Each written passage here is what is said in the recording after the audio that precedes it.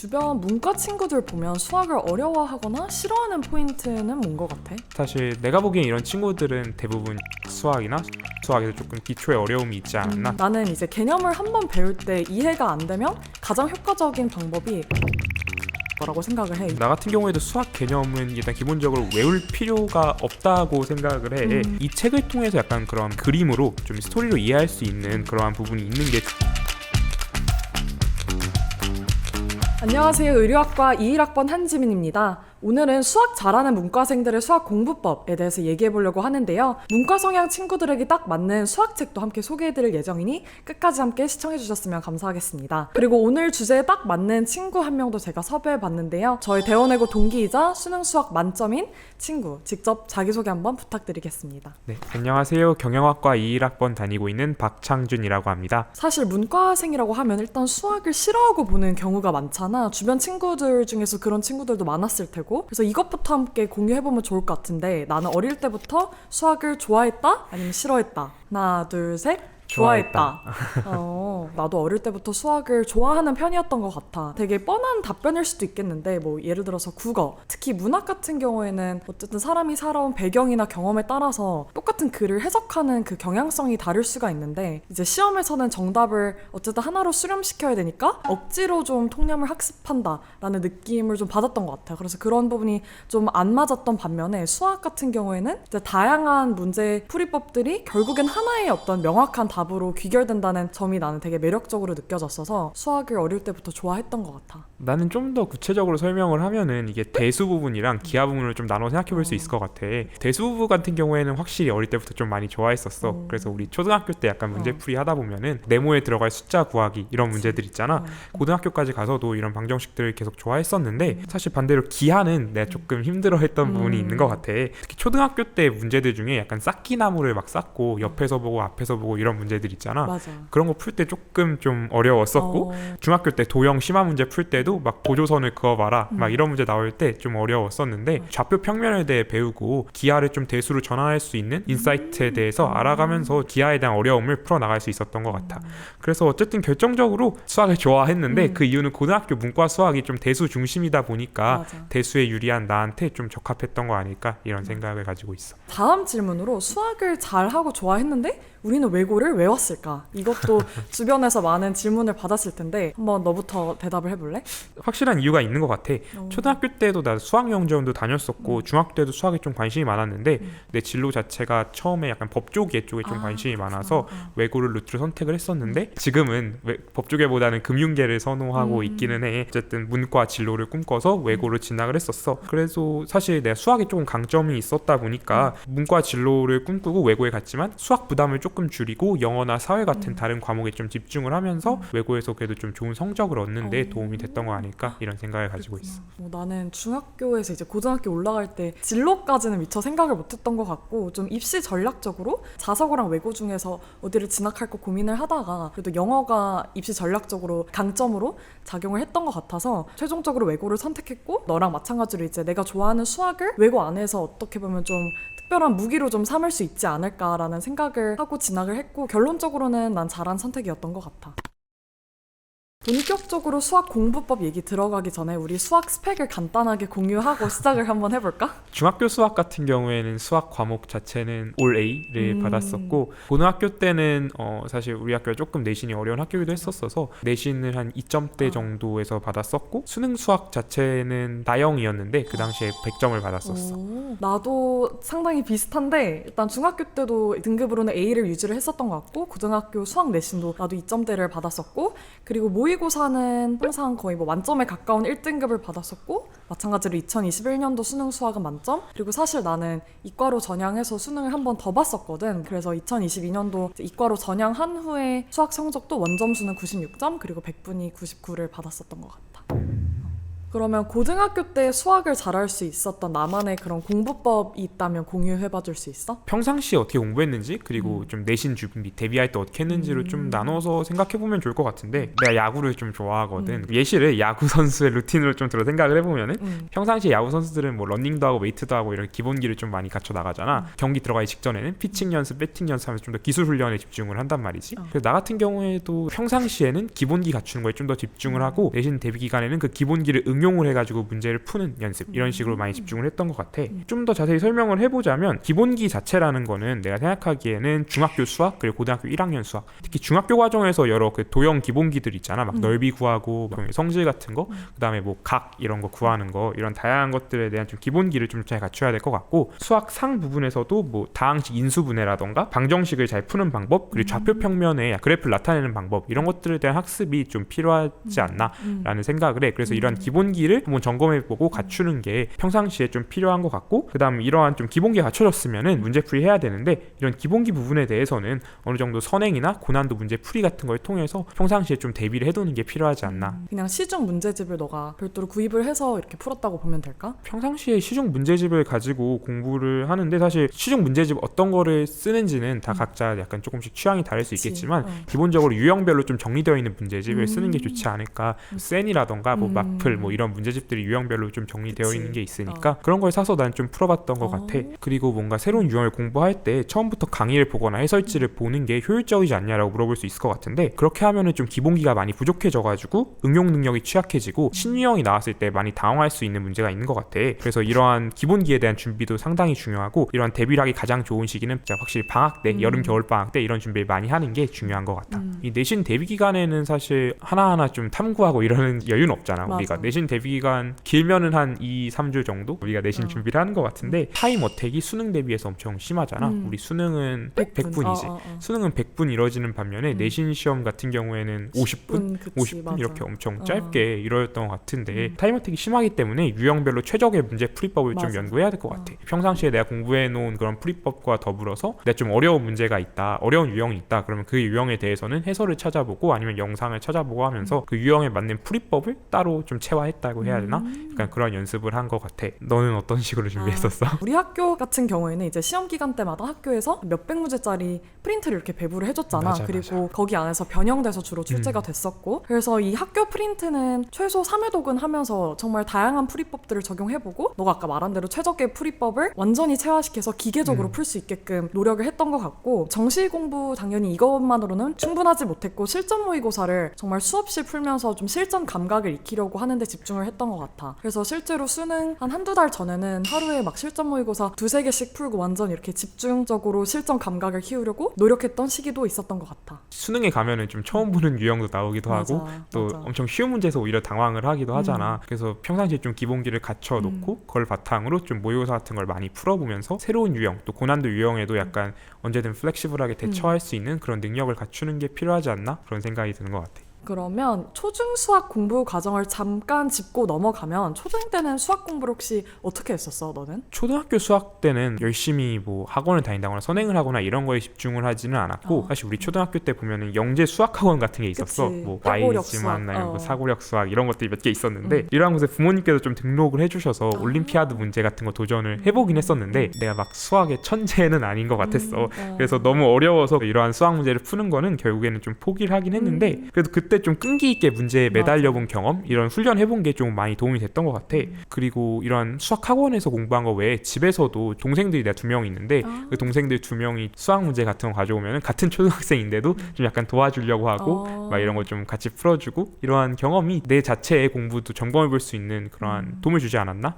생각이 들어. 초등학생 때는 너무 이렇게 문제에 집중을 한다기보다는 좀 수학적인 사고력을 좀 유연하게 하는 그런 능력도 되게 중요한 것 같아. 나 같은 경우에는 선행을 그래도 좀 집중적으로 했던 것 같은데 초등학교 때 초등학교를 졸업할 때쯤에는 중학교 3학년 거까지는 선행을 일단 끝내놨었던 것 같아. 수학 과외랑 학원을 이렇게 병행을 했었는데 학원에서는 이렇게 진도를 딱딱 나가는 걸 초점을 맞췄었고 이것만으로는 충분하지 않다고 느껴가지고 과외를 하면서는 학원에서 배웠던 개념을 보충한다든지 이제 질문 해결을 위주로 했었던 것 것 같아. 그리고 이제 심화 문제집도 기본적으로 풀기는 했지만 너가 말한 것과 마찬가지로 뭐 이 심화를 완전 정복하겠다라는 느낌보다는 피지컬을 기르는 거 그리고 집중력을 유지하는 훈련에 좀 더 가까웠던 것 같아. 피지컬을 좀 기르고 이런 집중력 훈련 같은 걸 좀 어떤 식으로 했던 거야? 뭐 특별한 방법이 있었다라기보다는 뭔가 주어진 숙제를 그 자리에서 다 해결을 해야겠다라는 어떤 뭔가 그런 끈기를 갖고 문제를 좀 많이 푸는 연습을 좀 했던 것 같아. 뭔가 쭉 한두 개 풀고 막 쉬고 이렇게 집중력이 틀어지는 걸 좀 방지하고자 좀 오래 앉아서 끈기 있게 문제를 푸는 습관을 들이려고 노력을 했던 것 같아.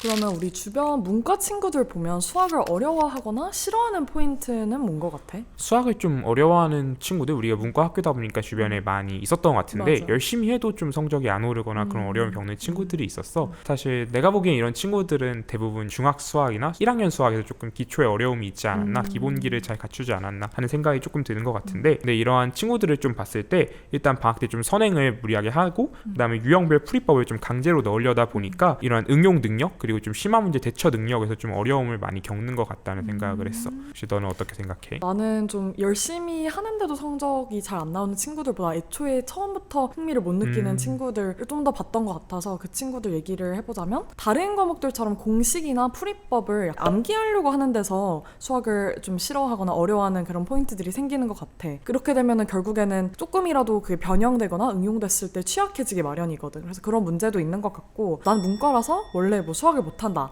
라고 하는 어떤 자기 암시적인 한계도 나는 큰 요인이라고 생각을 해서 그렇게 안 하는 게 좋지 않을까라는 생각을 해봤어. 사실 문과에서도 수학이 상당히 중요하고 잘하는 게 강점이 될 수 있는데 그런 자기 암시적인 게 좀 한계를 규정하다 보니까 맞아. 어려움이 좀 있을 것 같아. 맞아.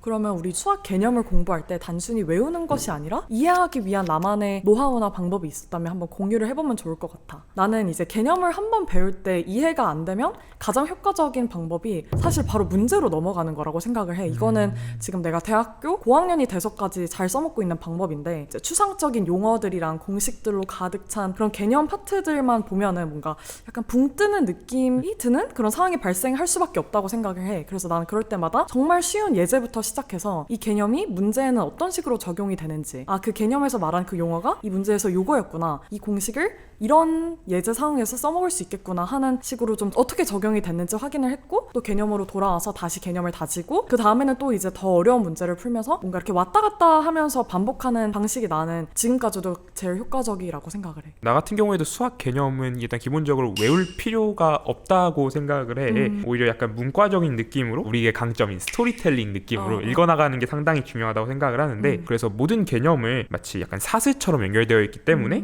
스토리적으로 좀 이해하는 게 되게 필요하다고 나는 생각을 하는데, 예를 들어서 많이들 어려워하는 미분을 좀 이해를 하려면은 우리가 기본적으로 극한에 대해서 이해를 해야 되고 맞아. 기울기에 대해서 이해를 해야 되고, 이게 기울기와 극한을 이해하려면 또 우리가 함수, 좌표평면으로 넘어가야 되잖아. 이렇게 중학교 수학부터 해서 쭉 연결되는 아까 말했던 기본기가 또 한번 중요해지는 것 같고, 개념 자체는 외울 필요가 없지만 곱셈 공식이나 인수분해 공식 같은 건 좀 외울 필요가 있잖아. 이러한 것도 약간 스토리로서 공식을 그대로 숫자 그대로 외우려고 그러면 좀 어려운 게 있잖아. 예를 들어서 a 플러스 b의 세제곱을 외운다 했을 때 뭐 a 플러스 b의 세제곱은 a 세제곱 더하기 뭐 이런 식으로 외우면은 문자가 바뀌면 헷갈리잖아. a 플러스 b가 b 플러스 a가 된다던가 3a 플러스 b가 된다던가 이런 식으로 하면 응용이 조금 어려워진단 말이야. 그래서 나는 사실 말로 조금 풀었는데, 두 항을 세제곱을 하면은 각각의 항을 세제곱한 거에다가 또 각각의 항의 제곱에 3배 더한 거, 이런 식으로 해서 약간 말로 조금 외우려고 노력을 했었어. 그래서 총 4개의 항을 더하면 된다, 이런 식으로 내 머릿속으로 약간 생각을 해놓고 맞아, 이거 2개를 더하면 됐었지, 뭐 이런 식으로 접근했었던 것 같아. 이런 식으로 좀 말로 문제를 풀어나가고 또 공식으로 하고, 그 다음에 이 공식을 말로 푼 거를 문제를 풀어보면서 적용해보면서 응용된 걸 확인해보는 과정, 이런 식으로 좀 거쳐가면서 공식을 외우면 조금 더 쉽게 외울 수 있지 않았나 싶은 것 같아. 나도 뭐 손으로 쓰거나 단순히 머리로 암기하는 것보다 이렇게 말로 공부하는 방식을 굉장히 선호하거든. 과목을 불문하고. 근데 그 공부 방식을 수학에까지 적용했다는 건 되게 놀라운 것 같아. 그게 그렇게 효과적이었다고 말하는 걸 보니까 말을 하면서 공부하는 방법도 되게 좋은 것 같아. 네, 필기하는 걸 별로 좋아하지 않아가지고 이게 말로 하는 게 좀 더 나한테 맞는 공부 방법인 것 같더라고. 그치. 오늘은 문과 성향이 강한 친구들이 수학 개념이나 원리를 이해하기 쉽고 또 수학을 이미 좋아하는 친구들이 기반한 설명법 때문에 또 재밌게 볼 수 있는 책 한 권을 소개하려고 하는데 바로 이 책이거든? 그래서 우리가 이 책을 이제 미리 읽어보고 한번 왔는데 같이 리뷰를 해보면 좋을 것 같아. 수학 개념을 이해하기에 이 책은 혹시 어떤 것 같아? 처음에 들었던 생각이 대학교에 와서 처음 과외했던 초등학생한테 선물해주면 참 좋겠다 이런 생각을 좀 했었어. 좋은 그래서 과외 선생님이다. 미리 알았으면 더 좋은 선생님이었을 텐데 초등학생들에게 좀 과외 수업을 할 때 가장 어려웠던 부분이 개념을 좀 말로 그리고 이게 그림으로 설명하는 과정이었던 것 같아. 내가 나 스스로는 또 말로 그림으로 공부하는 걸 잘하는데 이걸 학생들도 이런 식으로 하게 하는 방법이 뭐가 있을까에 대해 좀 고민했던 것 같은데 이 책을 통해서 약간 그런 그림으로 좀 스토리로 이해할 수 있는 그러한 부분이 있는 게 좋았던 것 같아. 좀 기억에 나는 게 분수 부분 같은 부분이 정말 설명하기가 많이 어렵거든. 초등학생들 같은 경우에 2분의 1이랑 4분의 2가 왜 같아요? 2보다 4가 크고 1보다 2가 큰데 왜 2분의 1이 4분의 1이 같아요? 이런 식으로 많이 물어본단 말이야. 이 책에서는 또 그림을 통해서 그러한 분수의 개념이 들어있고 이걸 좀 확장시켜서 약분, 통분, 덧셈, 뺄셈까지 연결돼서 그림으로서 보여져 있어서 학생이 이걸 본다면은 사전처럼 이해하는 데 도움이 많이 될 것 같아. 또 이게 초등학생뿐만 아니라 중고등학생한테도 도움이 될 것 같은 게 그래프, 방정식, 도형 이런 데서 많은 어려움을 겪는다고 했잖아. 그러한 기본 개념들이 똑같이 말로 그림으로 잘 설명이 되어 있는 것 같아서 좋았던 것 같고 이 맨 마지막 수거집이라는 파트가 있더라고. 맞아, 그 4장 수거집 파트에 이게 중고등학교 개념을 벗어난다 싶은 내용들까지 좀 들어있는데 뭐 오일러 항정식 아니면 뭐 베이즈 사전 확률 이런 것처럼 대학교에서나 배울 법한 개념들이 좀 들어있는데 이러한 심화나 고등학교 밖의 수사학적 내용들이 일종의 팁이라고 한다면 생기부 같은 데 쓰면 좀 강점이 될 수 있잖아. 이런 생기부에 쓸 내용을 정할 때 이 책에 있는 목차랑 내용을 참고하면서 보고서나 발표를 준비하면은 큰 도움이 될 수 있을 것 같아. 너가 되게 구체적으로 이렇게 파트를 찝어서 설명을 해줬는데 좀 더 전반적인 이 책의 구성에 대해서 한번 얘기를 해보자면 나는 처음에 이게 어쨌든 제목이 신박한 수학 사전이니까 사전인 줄 알고 되게 빡빡할 줄 알았는데 내용이 읽어보니까 뭔가 국어책처럼 술술 읽히는 약간 수학 에세이에 가깝다라는 생각을 했던 것 같아. 그래서 이 책의 뭔가 핵심이라고 하는 게 수학도 언어다라는 관점이라고 생각을 했는데 실제로 이제 목차를 살펴보면 숫자를 명사로 비유하고 있고 연산은 동사, 공식은 문법 그리고 마지막으로 이렇게 수거집까지 공식 암기보다 뭔가 문장을 읽듯이 개념을 이해하게 만드는 약간 스토리텔링 방식으로 하나의 이야기 구조로 남게 된 게 나는 되게 인상 깊었어. 맞아. 수학에 조금 그 수학이 숫자로 이루어져 있다면서 두려움을 겪는 또 그런 학생들도 처음에 말로 접근하면은 좀 더 쉽게 접근해 볼 수 있지 않을까 그런 느낌이 드는 것 같아. 그러면 이제 학창 시절에 내가 이해하기 어려웠던 파트나 개념 부분을 이 책으로 실제로 읽어보니까 혹시 넌 어땠어? 내가 초등학교에서 중학교를 좀 넘어오면서 좀 제일 어려웠던 부분이 뺄셈을 약간 음수의 덧셈으로서 생각하는 그런 과정이 어려웠던 것 같아. 3 빼기 4랑 3 더하기 마이너스 4가 왜 똑같아요? 이런 게 좀 많이 헷갈리던 시절이 있었잖아. 그래서 이런 덧셈, 뺄셈 파트에서 수직선을 활용해서 연산을 또 설명을 해주고 뺄셈과 음수의 덧셈을 각각 같은 수의 반대 과정인지 같은 과정의 반대 수인지 해서 과정이랑 수로 이 개념을 나눠 설명을 해놓은 게 되게 인상이 깊었어. 그래서 이때 만약에 이 책을 조금 봤으면은 내가 이 개념을 좀 더 빨리 이해하지 않았을까 싶은 생각이 드네. 나는 사실 이제 고등학교 수학 과정에서 처음 우리가 로그라는 개념을 접하잖아. 나는 로그라는 걸 처음 배웠을 때 뭐 어찌저찌 뭐 그 로그의 규칙들 뭐 예를 들어서 뭐 밑이 같은 로그들끼리 더할 때 로그 안에 있는 진수들은 곱한다 이런 규칙들을 뭐 어찌저찌 외워서 문제를 이렇게 잘 풀긴 했는데 항상 이 로그라는 게 왜 존재하는지 얘가 왜 필요한지에 대한 의문점이 항상 있었거든. 맞아. 근데 이 책을 읽어보니까 로그를 곱셈을 덧셈으로 나눗셈을 뺄셈으로 바꿔주는 일종의 수칙 장치라고 설명을 하면서 계산을 좀 더 쉽게 해주기 위해서 개발된 도구가 로그라고 하더라고. 이러한 맥락이랑 비하인드 스토리를 읽고 나니까 이래서 로그를 배워야 되는구나 라는 어떤 좀 목적의식이랄까? 그런 게 생겼던 것 같아서 그때 당시에 미리 알았었더라면 공부를 하는데 흥미가 더 생기지 않았을까라는 생각을 했던 것 같아. 맞아. 사실 대학교 수학 과정에서도 로그가 굉장히 많이 쓰이잖아. 맞아. 그래서 이 로그 개념을 처음부터 잘 잡아두면은 그때 왜 로그를 쓰는지 대학 수학과에도 도움이 될 수 있을 것 같아. 맞아. 대학교 수업에서 들었던 설명들보다 이 책에서 이 용어를 설명하기 더 쉽게 느껴질 정도였어 나는. 수학을 국어처럼 읽는다라는 신박한 표현이 이 책에서 등장하는데 문과 성향이 강한 친구들이 이 책을 어떻게 활용하면 좋을지에 대한 얘기를 한번 또 해보면 좋을 것 같아. 맞아. 우리도 둘 다 문과다 보니까 그 시각에서 한번 살펴보면 좋을 것 같은데 너는 좀 어떤 식으로 활용하면 좋을 것 같아? 나는 사실 이 책을 뭔가 공부용 교재라기보다는 수학에 거부감이 있던 기존 문과 학생들이나 아니면 초등 고학년에서 중학교 저학년 친구들이 좀 흥미롭게 수학의 세계에 입문할 수 있는 최고의 길잡이라는 생각을 했던 것 같아. 그래서 수학 공부하다가 그냥 단순히 뭐 학원을 다니면서 문제집을 풀면서 이렇게 추상적인 거를 도대체 왜 배우고 나중에 어디다 써먹지?